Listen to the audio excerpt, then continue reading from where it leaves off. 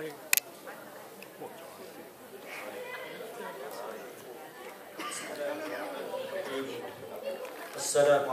warahmatullahi wabarakatuh.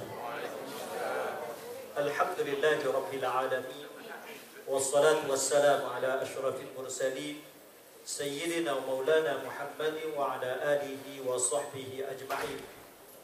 Allahumma anfa'na bima 'allamtana wa 'allimna ma yanfa'una rabbi zidna 'ilman wa 'amala. Subhanaka la 'ilma lana illa ma 'allamtana innaka antal 'alimul hakim. Wala haula wala quwwata illa billahil 'aliyyil 'azim. Terima kasih kepada saudara pengacara majlis Ustaz Zakaria, Al-Fadhil Ustaz Helmi ada sekali, Al-Fadhil Ustaz Yazid yang telah sudi mengambil saya tadi, Al-Fadhil Ustaz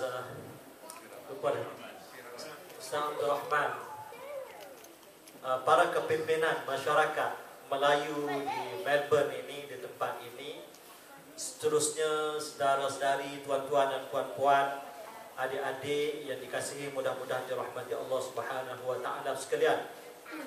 Alhamdulillah, di kesempatan yang mulia ini mari sama-sama kita merafakkan, kita menyatakan dan kita meratakan rasa syukur kita ke hadrat Allah Subhanahu wa taala kerana pada malam ini kita masih diberi umur, kita masih diberi kesihatan, kita masih lagi diberi keluangan dan kesempatan untuk bersama-sama berada di majlis ilmu yang sebegini. Walaupun kita berada bukan di negara yang dikenali sebagai negara umat Islam, tetapi kita masih lagi dapat mengadakan majlis-majlis ibadat yang seperti ini, yang pastinya mempunyai nilai dan martabatnya yang cukup tinggi di sisi Allah Subhanahu wa taala. Karena pastinya amalan kita ini dikira dari segi lagi banyak masyarakat, lagi banyak cubaan dan halangan lagi besar ganjaran dan pahalanya sekiranya kita dapat melaksanakan ibadat-ibadat tersebut. Jadi kita mohon, kita berdoa kepada Allah Subhanahu wa taala agar kita semua yang ada dalam majlis kita pada hari ini dimasukkan oleh Allah Subhanahu wa taala sebagai hamba-hambanya, sebagai ahlu ibadah, sebagai mereka yang dicintai dan dipilih oleh Allah Subhanahu wa taala sentiasa, insya-Allah. Jadi saya cukup bersyukur kerana saya dan keluarga dapat bersama dengan sahabat-sahabat dan saudara-saudara kita seagama, sama-sama sebangsa, semelayu yang berada di bumi Melbourne ini. Yang saya 2-3 kali dah cakap dalam majlis-majlis yang lalu bahawa kesempatan yang sebegini sebenarnya saya tidak tergambar. Saya tidak tergambar untuk berada di Melbourne ini dapat bersama dengan tuan-tuan dan puan-puan. Tapi takdir Allah Subhanahu wa taala, selepas berkenalan dengan Al-Fadhil Ustaz Helmi melalui sahabat Ustaz Amirullah yang berada di Singapura, maka Allah Subhanahu wa taala mempermudahkan, membuat laluan-laluan sehingga daripada malam pertama sehingga kepada malam ini, dan insya-Allah sehingga malam besok saya dapat bersama dengan tuan-tuan dan puan-puan umat Islam di Melbourne ini. Ini adalah merupakan satu kurniaan yang cukup besar daripada Allah Subhanahu wa taala. Hari ini mengikut Tuan Haji Yazid tadi, dia kata kita bercakap mengenai Al-Quran, Al-Quranul Karim. Tuan-tuan dan puan-puan yang dikasihi sekalian, Allah Subhanahu wa taala, mula Allah Subhanahu wa taala nyatakan blueprintnya, nyatakan hasratnya untuk melantik manusia sebagai pemakmur, di muka bumi ini. Maka Allah Subhanahu wa taala cerita kepada para malaikat. Dia kata, wahai para malaikat, inni ja'ilun fil ardi khalifah. Wahai para malaikat, aku nak jadikan, nak melantik di muka bumi ini khalifah. Malaikat faham itu manusia. Khalifah yang dimaksudkan oleh Allah Subhanahu wa taala adalah manusia. Maka malaikat tanya, ya Allah, malaikat dah tahu dah sifat-sifat manusia. Ya Allah, ataj'alu fiha man yufsidu fiha wa yasfiku dima. Kenapa ya Allah? Adakah kamu nak jadikan, nak melantik khalifah itu mereka yang akan merosakkan bumi ini dan melakukan pertumpahan darah di atas muka bumi ini? Allah Subhanahu wa taala tidak jawab. Apa yang Allah Subhanahu wa taala kata? Inni a'lamu ma la ta'lamun. Wahai para malaikat, aku lebih tahu apa yang kamu tidak tahu. Asal cerita bagaimana Allah Subhanahu wa taala menjadikan manusia. Lalu apa yang Allah Subhanahu wa taala buat? Ialah Allah Subhanahu wa taala untuk bagi program menjadikan khalifah yang akan mentadbir dan memakmurkan muka bumi ini. Allah Subhanahu wa taala telah plan. Pertamanya dia kena ada panduan. Panduan. Dia tidak akan melepaskan manusia untuk membuat apa sahaja mengikut fikiran dan cita rasa mereka untuk hidup di atas muka bumi ini, untuk mentadbir muka bumi ini tanpa diberi panduan. Tidak boleh. Kalau panduan sahaja pun mungkin manusia tidak faham, maka dia hantar Rasul. Lalu manusia yang pertama yang dihantar oleh Allah Subhanahu wa taala di atas muka bumi ini ialah Rasul sebagai guru. Dia hantar guru dulu, Nabi Adam alaihi salam. Kita semua tahu dalam akidah kita mempercayai bahawa Nabi Adam alaihi salam adalah salah seorang daripada rasul-rasul Allah Subhanahu wa taala. Nabi Adam adalah rasul.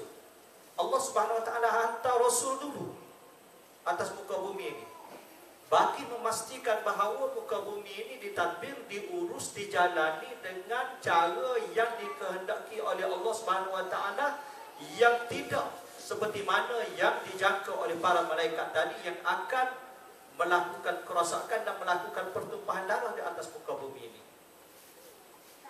Mula-mula hantar Rasul, kemudian hantar cara hidup, bagaimana yang dikehendaki, peraturan-peraturan bagaimana. Rasul inilah yang menerangkan kepada kita satu persatu tanpa ditinggalkan. Qad ja'akum minallah nurun wa kitabun mubin. Sesungguhnya telah datang daripada Allah Subhanahu wa taala pertama sekali nur, yaitu Nabi. Dalam konteks ayat ini, ayat Al-Quran, ialah Nabi sallallahu alaihi wasallam. Wa kitabun mubin, dan Al-Quranul Karim, kitab yang terang benderang, yang menerangkan, yang komplit, yang semua ada dalam Al-Quranul Karim. Ma farradna fil kitab min syai'. Allah Subhanahu wa taala kata, kami tidak meninggalkan suatu perkara pun dalam Al-Quranul Karim. Semua perkara yang diperlukan oleh manusia, persoalan-persoalan yang diperlukan oleh manusia, pengajaran-pengajaran yang diperlukan oleh manusia, semuanya Allah Subhanahu wa taala bukukan dalam Al-Quranul Karim dan disyarahkan oleh baginda Rasulullah sallallahu alaihi wasallam. Jadi kita ini adalah umat yang diberikan Al-Quran, ummah Al-Quran, ummah yang Allah Subhanahu wa taala pilih untuk menggunakan kitab Al-Quranul Karim. Lalu apa yang kita faham mengenai Al-Quranul Karim yang Allah Subhanahu wa taala jadikan satu-satunya panduan untuk kita? Apa yang kita faham? Itu satu persoalan yang cukup besar, yang cukup mustahak untuk kita perhalusi, untuk kita teliti. Al-Quran adalah kalamullah, kata-kata Allah Subhanahu wa taala yang diturunkan oleh Allah Subhanahu wa taala melalui perantaraan malaikat Jibril alaihi salam, diturunkan kepada Nabi sallallahu alaihi wasallam, yang mana membacanya adalah merupakan ibadah dan mengikuti ajarannya adalah merupakan tuntutan. Diturunkan selama 23 tahun. 13 tahun di Makkah sejak Nabi sallallahu alaihi wasallam diutuskan sebagai nabi dan rasul. Kemudian 10 tahun di Madinatul Munawwarah. Dalam fasa Makkah, persoalan yang dibincangkan oleh Al-Quranul Karim adalah persoalan-persoalan yang berkait dengan akidah dan kepercayaan. Manakala fasa Madinah, setelah akidah dan kepercayaan ditanam dan diajarkan dan dimantapkan oleh baginda Rasulullah sallallahu alaihi wasallam, maka fasa yang kedua ialah fasa mengamalkan agama, yaitu fasa Madinah selama 10 tahun, sehinggalah Allah Subhanahu wa taala menurunkan satu ayat, al-yauma akmaltu lakum dinakum wa atmamtu alaikum ni'mati wa raditu lakumul Islam dinan. Hari ini aku telah sempurnakan bagi kamu agama kamu, dan aku redha Islam itu menjadi agama kamu. Turun ayat itu ke semasa peristiwa Hajjatul Wada', peristiwa haji selamat tinggal. Turun ayat itu. Apabila turun ayat itu, maka sahabat-sahabat besar baginda sallallahu alaihi wasallam menangis. Sayyidina Umar menangis. Sahabat-sahabat besar menangis. Di kalangan sahabat-sahabat lain sebahagiannya gembira. Alhamdulillah, hari ini agama kita telah sempurna. Gembira mereka kerana cinta mereka dengan agama. Kerana mereka tahu bahawa kehidupan ini akan berjaya dengan agama. Maka mereka bergembira. Tapi sahabat-sahabat besar tadi, kefahaman mereka lebih jauh, lebih mendalam. Kenapa mereka menangis? Apabila diajukan pertanyaan, mereka kata, apabila agama ini telah sempurna, maka keperluan untuk Rasul sallallahu alaihi wasallam bersama dengan kita telah selesai. Misinya telah tamat. Maka baginda Rasulullah sallallahu alaihi wasallam tidak lama lagi akan diangkat, akan dipanggil oleh Allah Subhanahu wa taala untuk kembali ke pangkuan ilahi. Kita akan kehilangan Rasulullah sallallahu alaihi wasallam. Maka para sahabat selepas daripada itu meneruskan ajaran agama ini, berpegang dengan cara hidup beragama ini dalam kehidupan mereka, dan mewarisi agama ini daripada satu generasi kepada satu generasi, sehingga kepada alhamdulillah kita hari ini kita telah menerima agama ini. Oleh sebab itu Nabi sallallahu alaihi wasallam kata, tidak beriman seseorang itu sehinggalah aku lebih dicintai olehnya daripada ibu bapa dan anak pinak. Ada sahabat kata, ada sahabat yang Nabi sallallahu alaihi wasallam tanya, bagaimana iman kamu? Sahabat kata, aku mencintai kamu selepas daripada anak-anak, selepas daripada diri aku sendiri. Nabi kata, tidak sempurna lagi iman kamu sehingga kamu mencintai aku lebih daripada segala-galanya. Kerana apa? Kerana agama. Agama itu apa? Agama itu dikandung oleh Al-Quranul Karim. Al-Quranul Karim mengandungi 6.236 ayat. Ini mengikut pendapat ulama Kufi, ulama Kufah. Di sana ada beberapa pendapat. Ada pendapat daripada ulama Makkah, dia panggil pendapat Makki. Ada pendapat daripada ulama Madani, Madinah.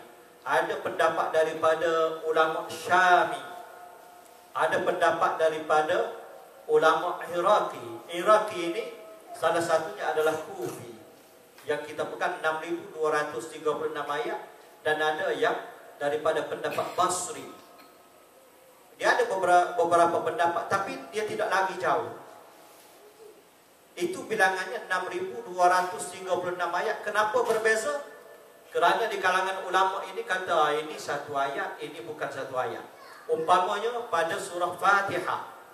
Fatihah ini ittifaq, bersepakat para ulama, dia kata Fatihah ini mengandungi 7 ayat.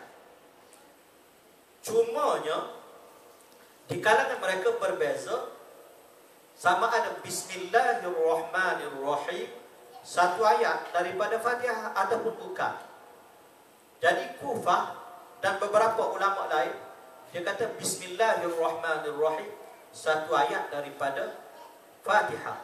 Maka Fatihah ini 7 ayat. Alhamdulillahirrabbilalamin ayat yang kedua, Ar-Rahmanirrahim ayat yang ketiga, Maliki Yaumiddin ayat yang keempat, Iyyaka na'budu wa iyyaka nasta'in ayat yang kelima, Ihdinas siratal mustaqim ayat yang keenam, dan siratal ladzina an'amta 'alaihim ghairil maghdubi 'alaihim waladdallin ayat yang ketujuh. Adapun ulama yang kata Fatihah ini Bismillahirrahmanirrahim bukan satu ayat daripada Fatihah, maka mereka mengira Alhamdulillahirabbil alamin ayat yang pertama, Ar-Rahmanir-Rahim ayat yang kedua, Maliki Yaumiddin ayat yang ketiga, Iyyaka na'budu wa iyyaka nasta'in ayat yang keempat, Ihdinas siratal mustaqim ayat yang kelima, Siratal ladzina an'amta 'alaihim ayat yang keenam, Ghairil maghdubi 'alaihim waladdallin ayat yang ketujuh. Ittifaq 7 ayat. Dalam surah-surah yang lain ada begitulah, berselisih, ini satu ayat, ini bukan satu ayat, sehinggalah tapi walaupun berselisih dari segi bilangan ayat 6.236 ayat, tapi dari segi ayatnya sama, mana ayatnya tidak hilang. Oleh sebab itu dalam sejarah penurunan Al-Quranul Karim, sejak daripada zaman Nabi sallallahu alaihi wasallam, apabila turun satu ayat, maka Nabi sallallahu alaihi wasallam akan baca kepada para sahabat. Di kalangan para sahabat ada yang dilantik oleh baginda sallallahu alaihi wasallam untuk menulis ayat-ayat tersebut. Adapun yang lain tidak dibenarkan oleh Rasulullah sallallahu alaihi wasallam untuk menulis ayat Al-Quran. Tapi beberapa sahabat diperintahkan oleh Rasulullah sallallahu alaihi wasallam untuk tulis ayat Al-Quran. Selepas mereka tulis, mereka akan bacakan ayat tersebut di hadapan baginda sallallahu alaihi wasallam. Baginda sallallahu alaihi wasallam mengesahkan bahawa betul tulisan itu betul sebagaimana ayat yang diturunkan. Maka Rasulullah sallallahu alaihi wasallam menyampaikan ayat-ayat tersebut kepada para sahabat. Para sahabat menghafaz ayat-ayat Al-Quran yang diturunkan oleh baginda sallallahu, yang diturunkan oleh Allah Subhanahu wa taala melalui malaikat Jibril tadi. Sehinggalah Al-Quran itu komplit sempurna. Dalam masa 23 tahun, 6.236 ayat dengan 114 surah. Surah, bilangan surah pun diperselisihkan di kalangan ulama. Ada ulama kata 113 surah, ada ulama kata 114 surah. Perselisihannya di mana? Ada yang mengatakan 114 surah ialah kerana suratul Anfal dan suratul Taubah, dua surah yang berasingan. Tetapi ulama yang mengatakan 113 surah di keseluruhan Al-Quran, mereka mengatakan suratul Anfal dengan suratul Taubah itu adalah merupakan satu surah, bukan dua surah. Lalu baginda sallallahu alaihi wasallam menyampaikan Al-Quranul Karim dan mensyarahkan makna ayat satu persatu. Apakah yang dikehendaki oleh ayat-ayat Al-Quran yang diturunkan kepada mereka itu? Para sahabat radhiyallahu alaihim ajma'in memahami, sebab mereka melihat kenapa sesuatu ayat itu turun, dan mereka juga mendengar daripada Rasulullah sallallahu alaihi wasallam apakah yang dimaksudkan dengan ayat-ayat tersebut. Maka golongan yang paling layak untuk mentafsirkan ayat-ayat Al-Quran ini adalah merupakan para sahabat Rasulullah sallallahu alaihi wasallam. Oleh sebab itu sumber rujukan utama dalam tafsir adalah merupakan sahabat Rasulullah sallallahu alaihi wasallam. Kemudian para sahabat menyampaikan Al-Quran ini kepada para tabi'in, menyampaikan dari segi bacaannya. Kemudian sebagaimana Rasulullah sallallahu alaihi wasallam menyampaikan juga dari segi makna-makna ataupun tafsirannya. Maka begitulah Al-Quran ini sejarahnya tali temali berterusan daripada zaman Rasulullah sallallahu alaihi wasallam sehingga kepada generasi sahabat, generasi tabi'in, tabi'in, seterusnya kepada generasi kita hari ini, alhamdulillah. Dan kita pula mempunyai tanggungjawab, yang besar untuk meneruskan, untuk mewariskan Al-Quran ini kepada generasi anak-anak kita selepas daripada ini. Tidak kira kita berada di mana, kita berada di Malaysia, kita berada di Singapura, hatta kita berada di bumi Melbourne ini, Quran yang sama. Quran yang sama, cara bacanya sama. Yang perlu kita pastikan anak-anak kita ini mewarisi Al-Quran tersebut. Buatlah apa usaha, cara mana, tapi pastikan Al-Quran ini disampaikan kepada mereka sebagaimana kita menerima Al-Quran itu daripada generasi-generasi sebelum daripada kita. Itu adalah merupakan tanggungjawab besar kita yang perlu kita pikul. Dan baginda sallallahu alaihi wasallam sebut, dia kata, "Wallazi laisa fi jawfihi syai'un minal Qur'an kal baitil kharib." Dia kata, mana-mana jiwa, mana-mana orang yang dalam hatinya tidak ada Al-Quran, tidak ada Al-Quran dalam hatinya, tidak ada cebisan Al-Quran dalam hatinya, dia kata orang itu seumpama sebuah rumah yang tidak berpenghuni.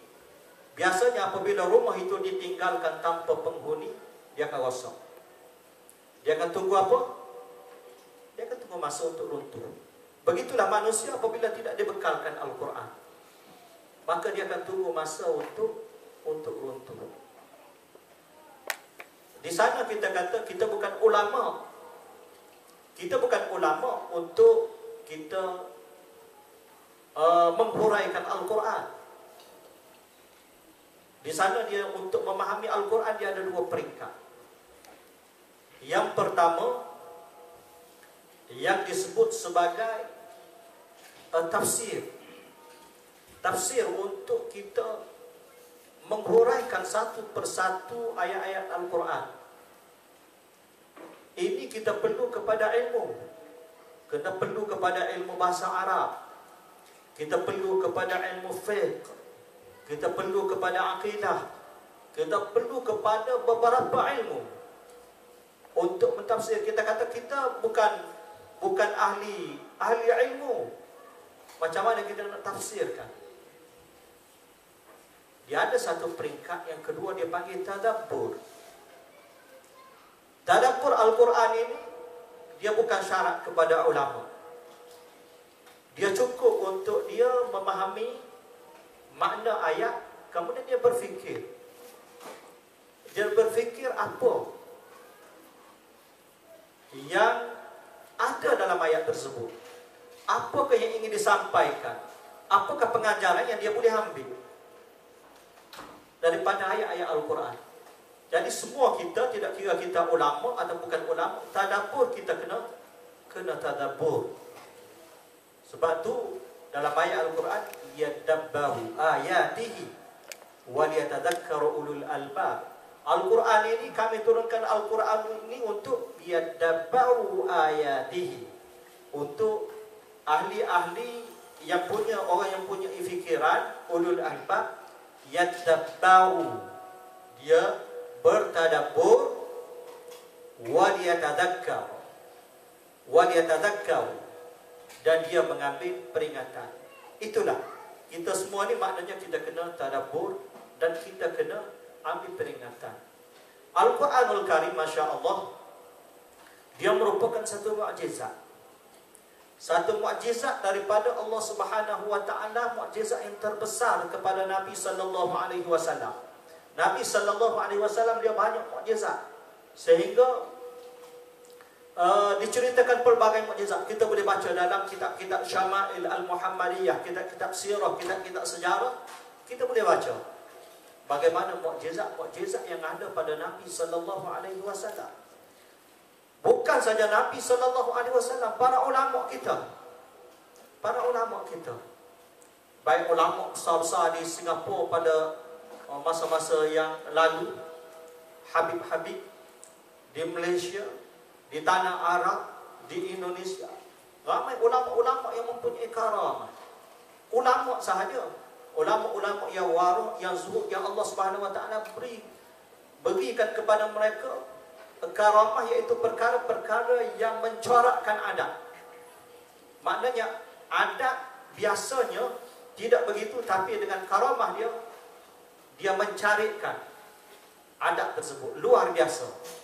Maka kalau Nabi sallallahu, mereka yang berpegang kepada ajaran Nabi, ada karamah. Bagaimana dengan baginda sallallahu alaihi wasallam? Mukjizatnya banyak. Karamah bagi selain daripada Nabi, dan mukjizat bagi Nabi sallallahu alaihi wasallam dan para anbiya. Dan mukjizat yang terbesar bagi Nabi sallallahu alaihi wasallam ialah Al-Quranul Karim. Al-Quranul Karim ini, kalau sekiranya ahli bahasa yang membaca Al-Quran, dia akan mengatakan bahawa Al-Quran ini adalah merupakan sebuah kitab rujukan bahasa. Kerana bahasanya adalah bahasa yang luar biasa. Sekiranya seorang ahli sejarah dia membaca dan mendalami Al-Quran, nescaya dia akan merasakan, dia akan mengakui bahawa Al-Quran ini adalah merupakan sebuah kitab sejarah. Kalau sekiranya seorang ahli matematik, apabila dia mengkaji, meneliti dan meneladani Al-Quran, pastinya dia akan mengakui bahawa Al-Quran ini adalah merupakan sebuah kitab rujukan matematik. Kalau dia seorang ahli geografi, ahli kaji bumi, setelah dia meneliti apa yang ada dalam Al-Quran tentang ilmu-ilmu kaji bumi, ilmu-ilmu geografi, dia akan mengakui bahawa Al-Quran ini adalah merupakan sebuah kitab geografi yang luar biasa. Begitulah kalau sekiranya dia ini seorang ahli sains, seorang saintis, maka pastinya apabila dia mengkaji Al-Quran, dia akan mengatakan Al-Quran ini adalah merupakan sebuah rujukan sains yang cukup tinggi. Manusia beberapa kurun baru manusia mengetahui bahawa di atas sana, lagi tinggi di atas sana, oksigen lagi kurang. Di atas sana kurang oksigen. Tapi Al-Quran sudah 1400 tahun yang lampau telah menceritakan bahawa sekiranya kita naik ke atas, maka oksigen kita berkurang. Ayat mana? Ayatnya Allah Subhanahu wa taala kata, sekiranya seseorang itu ingin diberi kebaikan, maka akan diberikan agama kepadanya, maka luas dadanya. Tapi sekiranya seseorang itu tidak berikan agama, dia akan menjadi sesak nafas seperti seorang yang yas'adu fis sama, seorang yang naik ke langit. Maknanya sesak nafas dikatakan, Allah SWT kata dia naik ke langit, dia akan sesak nafas. Dia naik lagi tinggi lagi sesak nafas. Maknanya oksigen tidak ada. Sains. Dr. Maurice Bucaille, seorang saintis di Perancis, apabila mayat Firaun anak kepada Ramses yang mengejar Nabi Musa alaihi salam, dalam cerita Nabi Musa, dia kejar Nabi Musa. Anak Firaun ni anak Firaun yang menjadi Firaun selepas anak Ramses ini yang akhirnya menjadi Firaun, sebenarnya dia mengikut ahli sejarahnya dia membesar sekali dengan Nabi Musa alaihi salam dalam istana. Kerana kita tahu dasar Firaun pada ketika Nabi Musa alaihi salam dilahirkan, dia buat dasar kerana percaya kepada nasihat daripada ahli-ahli nujumnya. Dia kata, wahai tuanku, sekiranya tuanku membenarkan anak-anak lelaki yang lahir, apabila dia besar nanti dia akan melawan tuanku. Lalu dikeluarkan satu dasar, pada ketika itu semua anak lelaki mesti dibunuh. Lalu Nabi Musa alaihi salam selepas dilahirkan oleh ibunya kerana dasar tersebut bimbang takut anaknya dibunuh, maka dia letakkan anak dia Nabi Musa alaihi salam dalam satu bekas, maka dihanyutkan ke laut, ke sungai. Lalu Nabi Musa alaihi salam masuk ke sungai tadi, membawa Nabi Musa alaihi salam masuk ke istana Firaun. Dan dalam masa yang sama si ibu bagi tugas kepada kakak Nabi Musa alaihi salam. Dia kata, tolong ikut ke mana Nabi Musa alaihi salam akan dibawa oleh arus. Lalu kakak dia tengok, masuk ke istana. Lalu ditemui oleh isteri Firaun. Isteri Firaun ambil, dia kata, comel budak ini, cantik budak ini. Maka dia bawa kepada Firaun. Firaun kata, kena bunuh, dasar kita bunuh. Dia kata, takkanlah, dia kata, anak ini kalau kita ambil dia, kita buat anak angkat kita bela dia duduk dalam istana, takkanlah nanti besar dia akan melawan kita. Tak logik. Lalu Firaun kata, okey, kita.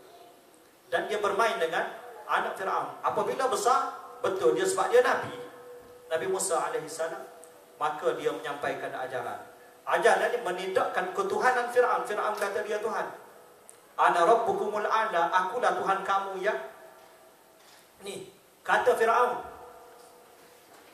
Lalu ketika itulah maka Firaun tadi yang membesar sekali, yang akhirnya dilantik sebagai Firaun.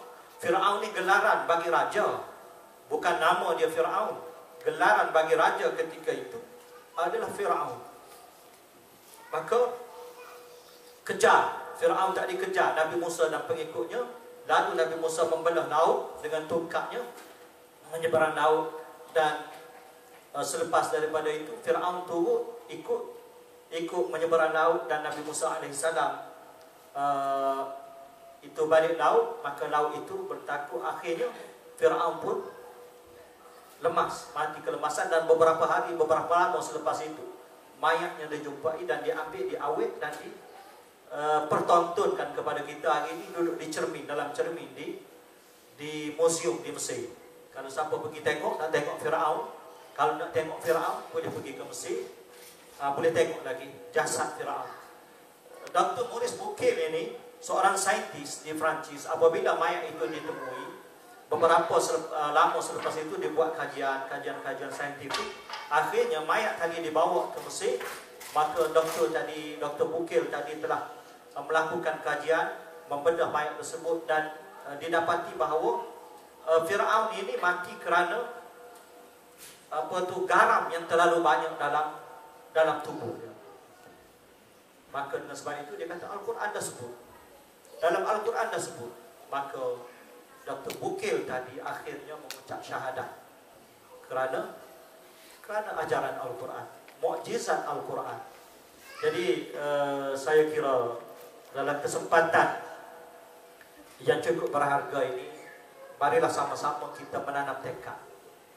Di mana pun kita berada, di waktu mana pun kita, di zaman mana pun kita, pastikan Quran kita junjung, pastikan Quran kita pelihara.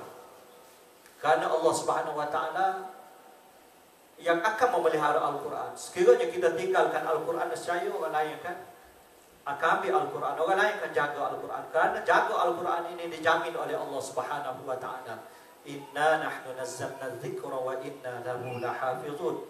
Akhir sekali, saya ada satu pengalaman bertemu dengan seorang rabai.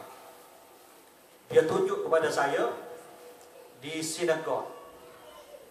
Sini tak apa, kalau pergi ke sinagog bukan sensitif kan? Kalau cerita benda-benda macam ni, kalau di tempat kita, di tanah Melayu lah, kalau kita cerita kata kita pergi ke sinagog, ke church, dia kata apa ustaz pun pergi ke church ni, tempat haram, tempat syaitan, tempat orang buat tempat orang menduakan Allah Subhanahu Wa Taala. Betul juga, tapi kita pergi itu kerana kita nak tengok, kita dia bawa untuk tengok, dan pengalaman akhirnya boleh bercerita kepada sahabat-sahabat. Saya pergi ke satu sinagog, seorang rabai, dia tunjuk, dia bawa, sebab dia tahu saya imam. Dia kata, ni imam hari ni, bertemu dengan imam. Jadi dia bawa, dia pergi ke satu mihrab dia, macam ni lah mihrab. Di depan, dia buka almari dia, ada 3 lembaran bergulung. Dia tunjuk, dia kata, ini Taurat, dia kata ada 3 version, dia kata. Okey, saya tanya, okey, dalam 3 ni mana yang paling betul? Sebab Quran satu saja. Dia kata dia ada 3 version. Dia kata yang ada dengan dia ada 3. Kata yang mana satu paling betul? Dia kata sama je, dia kata. Cuma berbeza sikit-sikit je. Ada beza. Saya tanya dia. Soalan yang kedua. Kata berapa ramai umat Yahudi yang menghafaz Taurat? Oh, dia kata tak ada. Mana ada orang hafal? Dia kata banyak. 2 poin. Jadi kita, Al-Quranul Karim, saya bagi tahu dia, kata kami, Al-Quran kami, daripada sejak zaman penurunannya, zaman Nabi SAW, sehingga hari ini, tidak pernah ketandusan keputusan orang-orang yang menghafaz Al-Quran. Daripada zaman penurunannya, ada di kalangan sahabat yang menghafal Al-Quran. Kemudian zaman tabi'in, ada para tabi'in yang ramai, ratusan ribuan yang menghafaz Al-Quran. Sehingga kepada zaman kita hari ini, ribuan bahkan jutaan orang yang menghafaz Al-Quran. Bukan sahaja daripada kalangan dewasa, daripada kanak-kanak. Seawal umur 10 tahun dah hafaz Al-Quran. Seawal umur 7 tahun dah hafaz 30 juz Al-Quran. Itulah perbezaan Al-Quran kita dengan kitab-kitab yang lain. Walaupun kitab samawi, kitab-kitab daripada Allah Subhanahu Wa Taala, tetapi telah pun diubah suai. Maka hari ini Al-Quran yang merupakan kitab ilahi yang terbaru, yang terpakai, yang seharusnya kita pegang. Jadi saya rasa cukup sekadar itu, Tuan Haji Yazid. Sebab lepas ni kita ada baca Yasin dan tahlil. Jadi mudah-mudahan ia memberi manfaat, dan yang baik itu tentunya daripada Allah Subhanahu Wa Taala, yang buruk yang lemah itu daripada kelemahan dan kekurangan yang ada, tentunya ada pada diri saya. Dan saya sekali lagi lah mengucapkan ribuan terima kasih kepada Tuan Haji Ustaz Yazid dan semualah Ustaz Ustaz Helmi dan sahabat-sahabat semua yang telah memastikan majlis kita, pertemuan kita pada malam ini dapat diadakan sebegini. Mudah-mudahan ia menjadi bekalan yang bermakna untuk kita bertemu dengan Allah Subhanahu wa taala nanti insya-Allah. Aqulu qawli hadza wa astaghfirullah al-'azim li wa lakum. Wassalamu alaikum warahmatullahi wabarakatuh.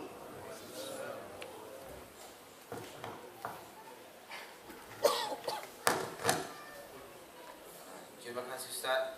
Alhamdulillah boleh faham 5%. Alhamdulillah, insyaAllah one thing I faham, tadabbur or reflection. Inshallah, let us reflect on how much Quran we have in our lives, how much time we take to read Quran, to try and understand, not interpret, but understand what we're reading, and inshallah implement the little that we know. Inshallah, now we'll be doing Yasin and Tahlil. So inshallah, silakan make a circle and begin inshallah.